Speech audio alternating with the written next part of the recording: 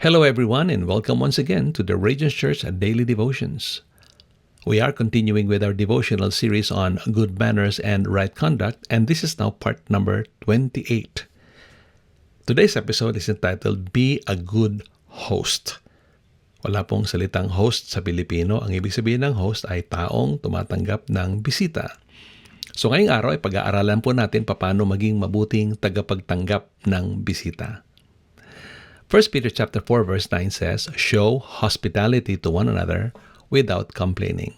Ang positive aspect, show hospitality. Magpakita ng tamang pagtanggap sa mga bisita na di nagrereklamo. Part of expanding our friendships and keeping them is learning to be a good host. And today, I'm going to give you some reminders when inviting people to your home, whether for a quick chat or a relaxed dinner or even a larger party.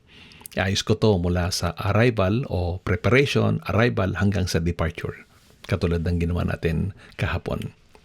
Number 1, send an invite and confirm attendance. Una, magpadala ng paanyaya o gawin natin itong verbal or SMS. Mas magandang personal nating iniimbitahan ng mga tao sa ating bahay. Let's set exact time para alam nila kung anong oras sila eksaktong darating.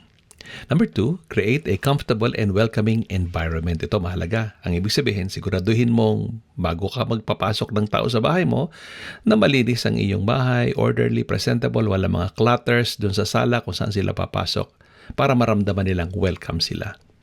Hindi lang yun. Number 3, prepare your comfort rooms. Mahalaga ito. Siguraduhin natin merong stock ng toilet paper, may hand wash, may hand towel, hindi ba? At kung maaari, tanggalin natin yung ating mga bath towels dyan at ano pang mga bagay na nakasabit dyan na ayaw nyong makita ng mga tao. Kadalasan kasi yung ating bath towel nagagamit na pampunas ng ating kamay at di mo alam kung anong ginagawa ng mga bisita mo sa loob ng banyo. Baka yung hand towel mo o yung bath towel mo ay magamit sa kapamaraan na hindi mo gusto. Naidagdag ko lang yan kasi mahalaga yan.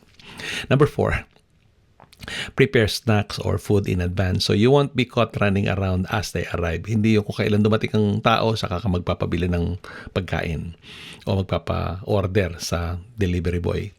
Mahalaga na prepared na yan bago pa sila dumating. Number 5, prepare enough seats for everyone. Siguraduhin natin meron tayong sapat na upuan sa lahat ng mga bisitang ating inanyayahan. Napaka-awkward kung yung iba'y nakatayo dahil wala kang inihandang upuan para sa kanila. Number 6, if little children are coming over, make sure that everything is relatively child-proof. Ibig sabihin, kung meron mga nakahambalang na mga bagay dyan na pwedeng buting-tingin ng mga batang maliliit, ay alisin mo na dyan kasi baka yan ay makasakit sa kanila o di kaya naman ay baka masira at umiyak ka pag alis nila. Number 7, huwag bubuksan ng TV.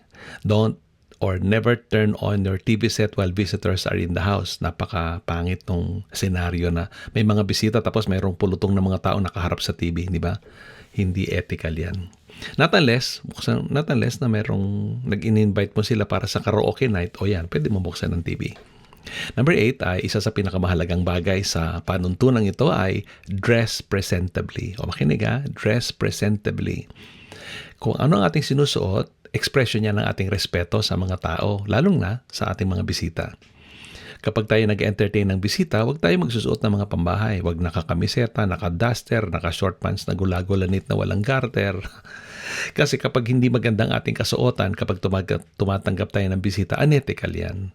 So, parang mga waiter, di ba? Yung mga waiter, maayos ang itsura, di ba? O baka tayo hindi mag-ayos din. Tayo ay magsaserve sa mga bisitang darating. So, please, dress presentably. Number 9, kapag dumating na mga bisita, stand by the door and extend a warm welcome. And then, lead them to their seats.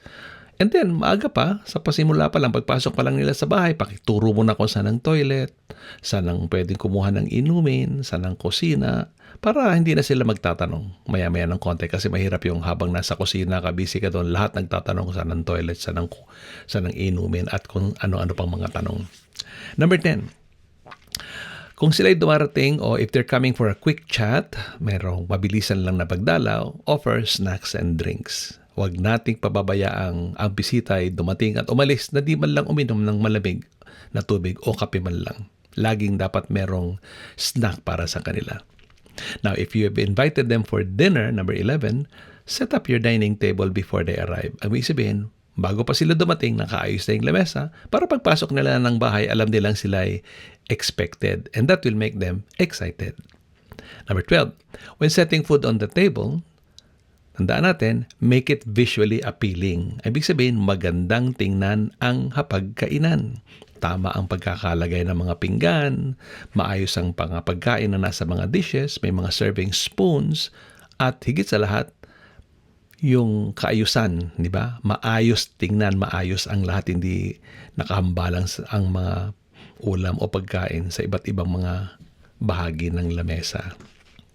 Number 13, take a moment to explain each dish that you have prepared or who brought it. Bago magsimulang kumain, ipaliwanag sa mga tao kung ano ang kanilang kakainin o sino ang nagdala nito.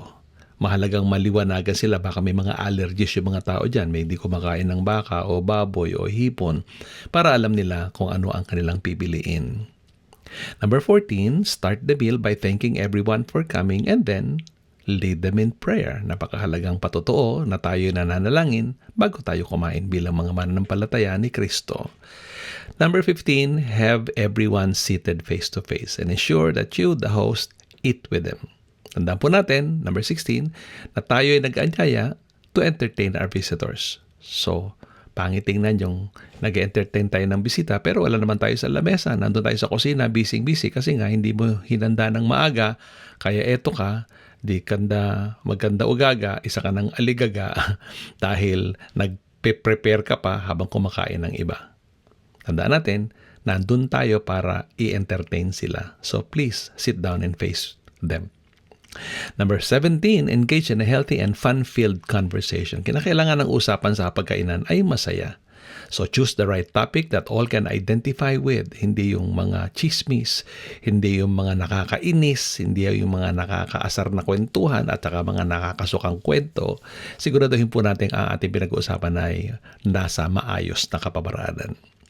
And then, number 18, pagkatapos ng kumain ng lahat, let's start clearing the table, serve the dessert, coffee or tea, at kung meron gustong tumulong, hayaan mo lang silang tumulong. Huwag mong sabihin, upo lang kayo dyan, paglilingkuran ko kayo. Bigyan mo sila ng opportunity na makatulong sa iyo sapagkat yan ay magbibigay rin sa kanila ng kapamaraanan to express their gratitude. And then, number 19, continue the conversation. And then, kung feel mong oras na para umalis ang mga tao, magbigay ka na ng mga signals. Body language is important, hindi ba? O pwede ka magsabing, alam nyo, talagang I really appreciate your visit. Maraming salamat talaga. I hope we can do this again sometime. Ayan. Yun ay signal na magsimula na kayong umalis. And then, pagpapaalis na sila, tulungan mo sila sa kanilang mga dapat bitbitin. Kung meron sila mga take away, di ba? At nagsasyaronan yung mga tao, meron sila mga baon, siguraduhin yung dala-dala at dala-dala na nila yung dapat nilang dalhin at wala makakalimot ng anumang bagay. So ito lamang po ang paalala ko sa inyo. Maging mabuting host para marami tayong kaibigan at marami tayong taong pagpapalain ng Diyos sa pamamagitan natin. Ito po ang aking mga paalala sa inyo. Mula dito sa Radiance Church, Sydney, Australia, ako po inyong lingkod, Coach Ray Clemente. Maligayang araw po sa inyo lahat at pagpalain kayo ng ating Panginoon.